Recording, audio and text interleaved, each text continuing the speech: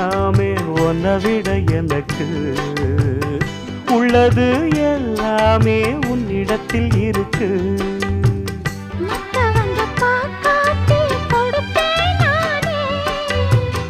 இப்ப இங்க ஆடேது ரகசியம்தானே.